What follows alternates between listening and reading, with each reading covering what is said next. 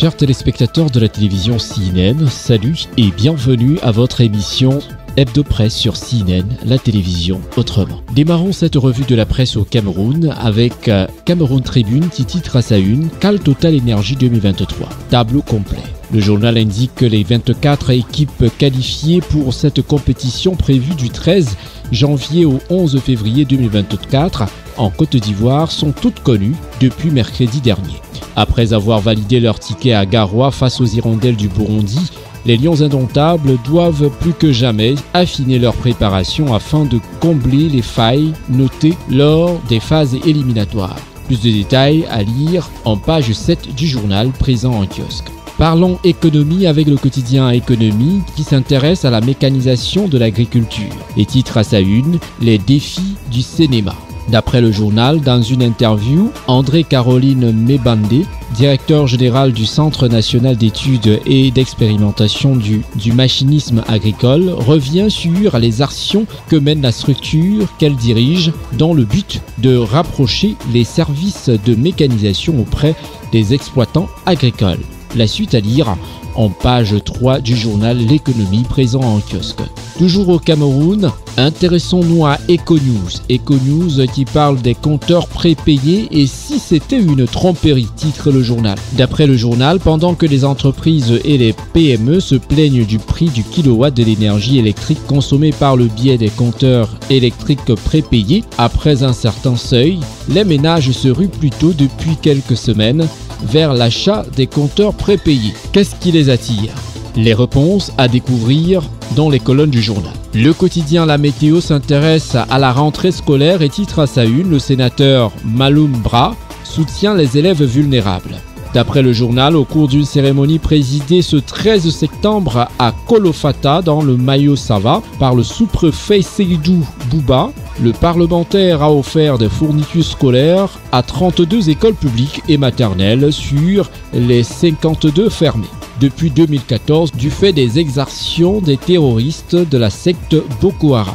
Une bonne nouvelle quand on sait que ces établissements s'ouvrent dès lors progressivement à nouveau et que les jeunes apprenants, qui pour la plupart avaient perdu leurs parents à cause de l'insécurité, d'alors retrouvent du sourire.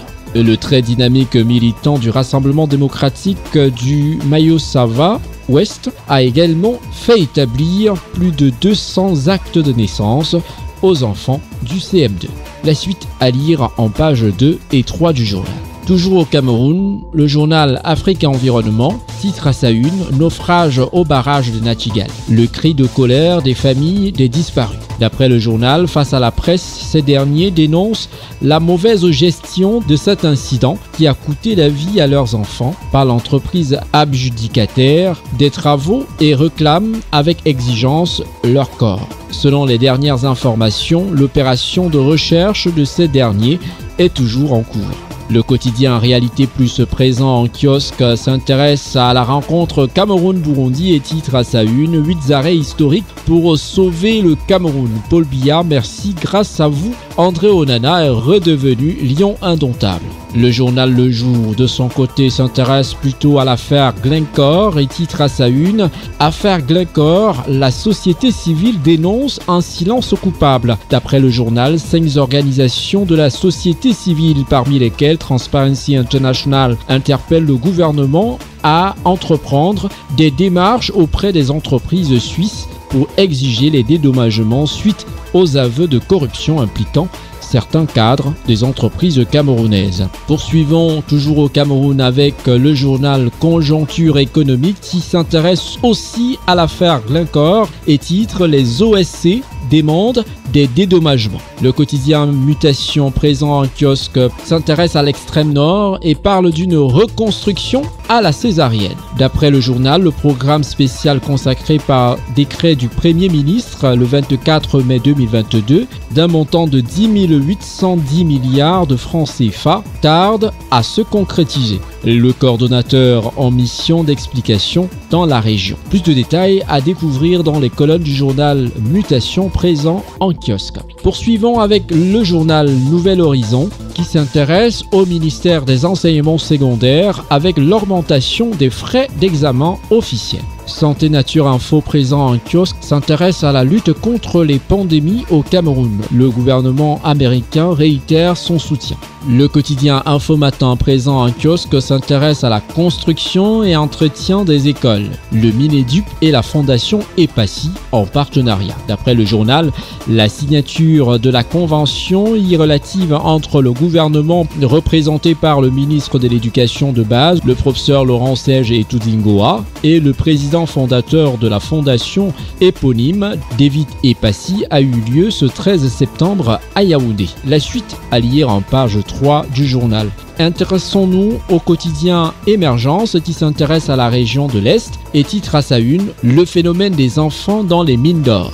Décryptage à lire dans les colonnes du journal. Le Crayon Info présent en kiosque s'intéresse à Etoudi, l'encre de la sagesse, titre le journal. D'après le journal, le 12 septembre dernier, le président de la République du Cameroun, son Excellence Paul Biya, reçoit en conciliabule son homologue de la République centrafricaine, Faustin Archange Touadéra. Les coulisses d'une rencontre avisée à lire en page 3 du journal.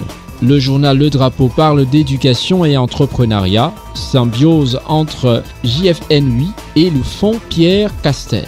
Le journal satirique Le Popoli présent en kiosque titre à sa une « À peine les Camerounais ont composté leur ticket de la CAN que les clashs ont commencé ». La voix des jeunes présents en kiosque s'intéresse aux frais d'examen, la hausse qui fâche, titre le journal.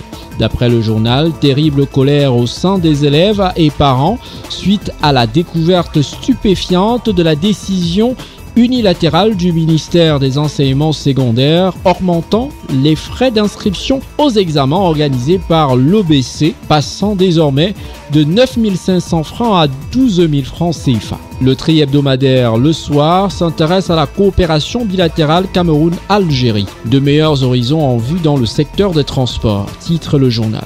D'après le journal, en visite de courtoisie au ministère des Transports le 12 septembre 2023, après avoir présenté sa lettre de créance au ministre délégué auprès du ministre des Relations extérieures chargé de la coopération avec le Commonwealth, le tout nouvel ambassadeur de la République algérienne démocratique et populaire au Cameroun, son Excellence Abdallah Bonkemache, a salué l'excellence des relations bilatérales et diplomatiques existantes entre le Cameroun et l'Algérie. Plus de détails à lire dans les colonnes du tri-hebdomadaire Le Soir. Terminons au Cameroun avec le journal Le Témoin qui s'intéresse également à l'électricité au Cameroun et titre à sa une « Vers une nationalisation de la société Eneo ».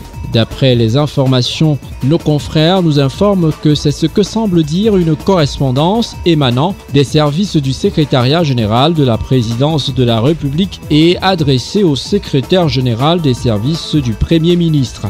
L'État aurait-il pris le taureau par les cornes pour la gestion de ce secteur d'activité névralgique ?